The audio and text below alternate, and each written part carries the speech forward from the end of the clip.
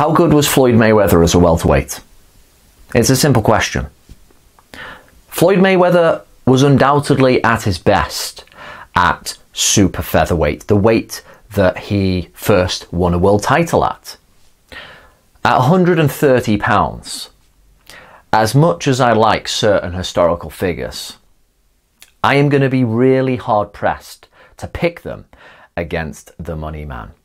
His dimensions for a super featherweight, I believe, with a reach of 72 inches, his overall reflexes and defensive abilities, like airtight defensive abilities. I'm struggling to try and pick a super featherweight to beat Floyd Mayweather at his best. That's probably the best compliment I can give the guy. Oddly enough though, usually your best, most suited weight is the weight that you fought most often at.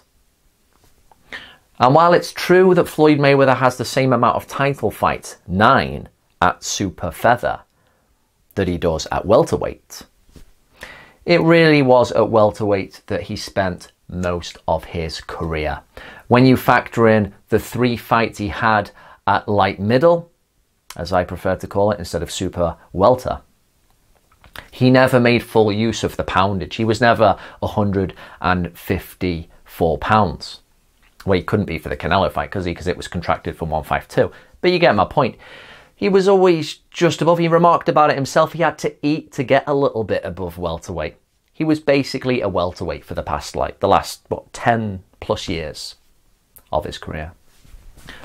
So how good was the guy? I think Floyd Mayweather defeated very good, excellent fighters, which could have been more meaningful victories had he fought them at better times. But much like the latter Mayweather style of being economic and smoothing over the rounds, that was reflected in how and when he picked his opponents, I felt. I'm talking about great welterweights, because he was the guy who said TBA. So he's asking for this debate. Now, one thing that Mayweather seemed to carry up from super featherweight up to welterweight is he always seemed to have the majority of his opponents for physical dimensions, particularly reach. He was always the guy with the longer arms. I think pretty much always when it came to his fights.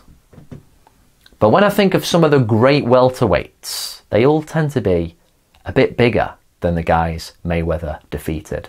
The likes of Pacquiao and Cotto, who came up from lower weights. Ever think of Kid Gavilan, the Cuban Hawk, and Emil Griffith? Mayweather basically doesn't really have any advantages over them. Then you've got Sugar Ray Leonard. He's actually bigger. And then we get onto Sugar Ray Robinson and Thomas Hearns. Those guys have significant advantages now over Floyd Mayweather. The shorter guys, the stubbier welterweights, the Mickey Walkers, the Carmen Basilios, they made up for those shortages in terms of reach and height by the fact they were built like tanks. They brought a physical presence and strength into the ring that Money May was not used to dealing with. You look at someone like Canelo, very bullish and stocky, but it's not how he fights. He's more of a counterpuncher. Those welterweights I just mentioned, Walker and Basilio, very physically strong guys and skillful, who knew how to put it on you. Much worse than a Marcus Maidana. And that was one of the things Manny Pacquiao was always going to struggle with. He never had that great physical strength. So both at their best, it's always going to be an element that he might struggle with as Mayweather seeks to clarify the distance, the way he used to push with his forearm in clinches. Pacquiao didn't have those broad shoulders, that real bulk that some of those guys I just mentioned did, and might make life very hard for Money May. Now, I'm not using this as a dig for Mayweather. Quite the contrary, actually. I'm not just making a list of people going, look, he never would have beaten these guys. I'm saying his own record of being undefeated doesn't actually tell us how great he is, because I know he's probably greater. He sold this idea that his 50-0 means he's TBA. It's an easily digestible thing for casual fans. But I know the best Floyd Mayweather inside who we never really saw, is probably a guy who has a few decision losses, maybe even a stoppage loss. But in that more hazardous route, had he have taken it, or if it was possible, let's put it like that, we would have seen him really stretch his wings and not left us a little bit unsatisfied. Because I know there was more in there. There's a guy who could really take a punch, who had grit to him. And if the control was taken away from Floyd Mayweather, which is not what he wanted, I think every time he selected opponents, every time he approached a round, it was all about he needs control. But if he found himself in a situation, say like Sugar Ray Leonard did against Thomas Hearns in the first fight, if that control was taken away and a little bit of panic set in, I think we'd really see what Floyd Mayweather could do. With the counters, with the speed, forced to be a little bit more of a fighter than a boxer perhaps, which I think he could do because he was very tough. His defense hid the fact that he had a pretty darn good chin on him as well.